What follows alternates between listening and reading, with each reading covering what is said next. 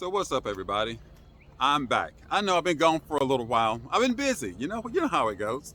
But today I want to talk to you about getting out because I ran across this article and it was on CNBC. So I didn't invent this, but I thought it was interesting, a little curious.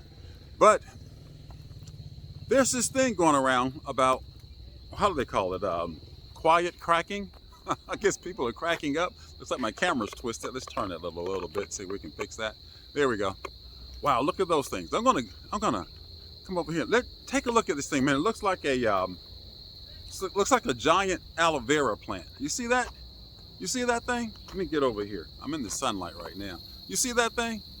That's huge. Is that an aloe vera plant? I mean, I'm not really a plantologist or whatever you call yourself if you're into plants or anything like that, but looks like a giant aloe vera plant to me. But of course, I'm not in the US, so there are different species of plants down here, or plant life. Anyway, I'm off topic. Quiet cracking. This sounds like people who are, and as it actually says, they're working their jobs and they are miserable. There was a thing in the past, just a year or so ago, where people said that they were quiet quitting, right?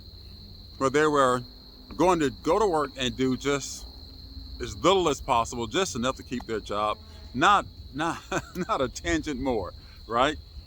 And then there was the great, what do they call it? The Great Recession, not the Great Recession, the Great Quitting, Great Resignation. That's what it's called, the Great Resignation. So there was that, and that worked for a little while because people could just leave their jobs and go get another job if they weren't happy with where they were. But now, given the current job market, that's not really a possibility. As people are feeling stuck right where they are. They can't go anywhere. They can't leave their job. They're stuck with a boss they don't like, working around people they don't like, getting wages that don't pay the bills anymore. Working ain't working. So they call it quiet cracking. And people are cracking up out there. Think about this. You're in a job. You don't like it. It's not paying enough for you to pay the bills. Really, it's not paying enough to do anything with. I mean, after you pay your rent, most people, after they pay their rent, all the basic utilities, car note, that kind of thing, they're done. But you can't go anywhere because there aren't any jobs being offered out there. People don't have the opportunities to go out and do anything. And you know what? I think that the employers recognize that. You know what they're doing? They're saying, well, hey, we can put as much work on you, make this life as miserable as we want because you don't have anywhere to go. And that's a shame. I mean, that's a feeling of quiet desperation. And I say quiet desperation because the people really aren't saying anything. They're just living this existence in this job, in this vocation. And I'm not going to call it a career because a career offers, advancement. It offers, some kind of, some kind of inward, you feel good about what you're doing. I don't know the word for it right now. I guess if I didn't have this camera in front of me, it would pour right out. But people are in these jobs. They're not careers. They're not going anywhere. They don't pay enough. You're not getting any kind of there's no retirement situation. The 401k ain't working. Pensions were gone, 20, 30 years ago. And so you're feeling stuck. It's kind of like claustrophobia. And I can relate to claustrophobia because I recognized, or I found out when I had to do an MRI, just how claustrophobic I am. Never thought about it. But man, they put me in that thing and it was like panic mode. And I think that's where people are finding themselves nowadays, in panic mode, in a place where they can't go anywhere. They don't see a real future in what they're doing, but they got to keep doing it. They got to keep going. And you know what that leads to? It leads you to a place where you're not really productive on your job. You're not really putting out your best work. I mean, you're doing what you can, but there's something inside of you that's just draining you. You feel like you're dying inside. And so there's only so much you can give when your heart's just not in it. And so you're quietly cracking up. And what I would, if you're one of these people And basically, I think something like 57% of the people, I think 57, 54, a little over 50% of the people who were surveyed said that that was, that was what they're feeling. If you're that, I would say to you, maybe that's a sign for you to just get out. And I don't mean give up. I don't mean be reckless. I mean, you got to do what you got to do. And I understand that. But maybe it's time for you to find something else. I mean, you don't have to find a new job. Maybe you just need to find a new life. You know what I mean? Because we go from job to job right now. The average person lasts on a job, 2.5 years? Then they're off doing something else. No more of that working a job 20, 30 years and retiring with a pension plan and, having health care and 401k and all that anymore. All that's gone. They've been really good at getting rid of all that stuff for us. Thank you very much, corporate America. But maybe it's time that you find something completely different. Something that might fill your inner self. Now for me, that meant leaving. And that makes me think about, and I've seen several articles where they've been talking about this over the past few years, that the American dream is to leave. Now leaving isn't for everybody. But I would say to you, maybe you need to think about it. I mean, there's certain things that you have to do. You gotta go visit the place where you think you might want to be. And I would say visit it a couple of times, kind of get the feel for it. I mean, you don't really know what it's like until actually you live there, right? I mean, that's a completely different experience than visiting, but even if you're visiting for a couple of weeks, it's still a different experience when you can't leave, right? So it's kind of like the difference between being married and dating, okay? If you're dating, you can leave. If you're married, not quite so simple. But either way, for me, and for a lot of people, becoming an expat was the best thing that could have happened to us. We don't have that extremely high cost of living that we have to contend with anymore, that you're probably still contending with. We're not having to deal with, just the frustration, the division, the going to work every day. I mean, I know you got to go to work, so maybe you find a way to work online, Maybe you can talk to the company, your boss, the people you work for, and see if there's a way that you can work online. And you know what? You may not even, they could probably even pay you less. Cut your wages by 20%, let you work, remotely. Hey, listen, that would be a good deal for them and for you. They'd save money on your salary, and you can get the heck out of there. And 80% of what you earn right now is more than enough to make it in most of these countries outside of the U.S. Now I'm down here in the Caribbean, so there's a lot of there's Curacao, there's Trinidad and Tobago, there's Dominican Republic, there's Jamaica, that's the Virgin Islands. I mean, there's so many islands down here that you could consider. But then there's also Latin America. If you want to go to Central America, South America, some people want to fly across the globe and go to Southeast Asia, wherever you want to go. There's opportunities. But you don't have to sit there and have the life drained out of you, quietly cracking and cracking up. Maybe it's time to get out. And again, I don't say this lightly with the thought that you can just get up, pull up stakes, not have to concern yourself with the consequences of what you're doing, because there are always consequences of the things that we do, right? Everything comes with a cost, and I mean everything.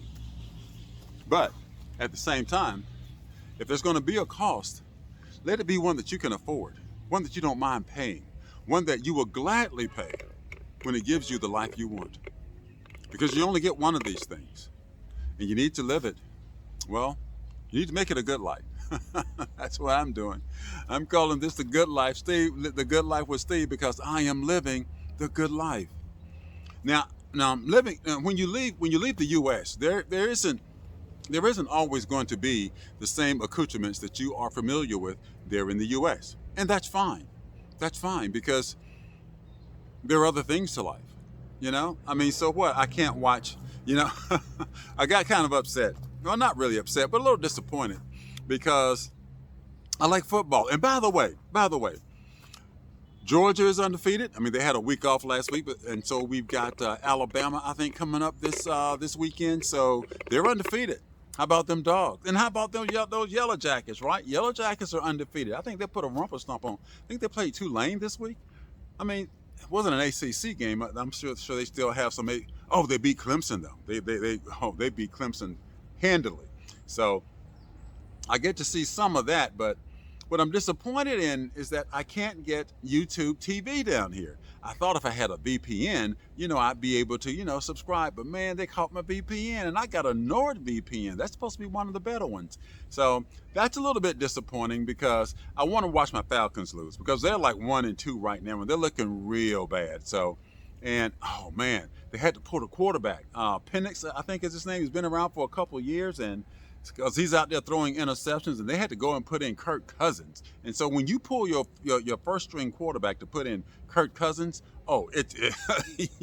you ain't looking good at all, bro. You know what I'm saying? So yeah. But anyway, so I'm retired down here, and you don't have to wait until you are retired to be an expat. Like I said, you can find work online, or you know what you can do. One thing that I do also, and I started training for this several months ago, and that is maybe you can trade. Now trading, and if you want, put a message in the comments, and I'll do a video kind of show you the strategies that I look for. But you can start to learn to do that even before you go. You need to learn that before you go, right? If that's what you're going to do, you want to make sure that you're profitable at it, and so you need to spend about 6 months to a year to just practice. Put in a couple hundred hours. I mean, know what you're doing, because it is unforgiving, right? So if you're wrong, you're losing money. And if you're right, you're making money. Simple as that. But if you're right consistently, then you're making money out of thin air. But at the same time, you got to practice. You got to put in the work. But let me know if you want to see some of that, and I'll be happy to share it with you. But at the same time, you got to figure out a way to make money. And even if you're retired, maybe you have a 401k, maybe you have a Social Security, maybe you got a pension, whatever it is you got. Maybe you got a house back in the States or Canada, wherever you're watching from, that you're renting out.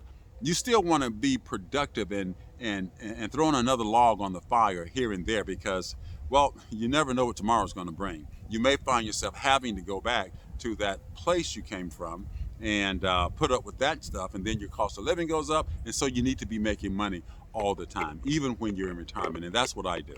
So, but quiet cracking. People are they're dying inside, trying to find a better life for themselves, because what's going on? They're living a life where they don't see any future. And now I'm a boomer, so I'm in the fourth quarter, but Gen Xers are kind of telling young people, hey, keep it up, just do what we did and that kind of thing. Boomers are real bad about that. But millennials and Zs are saying, hey, listen, man, this ain't it no more. And if it were just a few of them, I'd probably say, yeah, you're probably right, but it ain't it no more. I see what they're paying out there for regular people working, and it ain't it no more. And there's no future in what a lot of I'm talking better than 60-70% of the people out there. There's no future in what they're doing.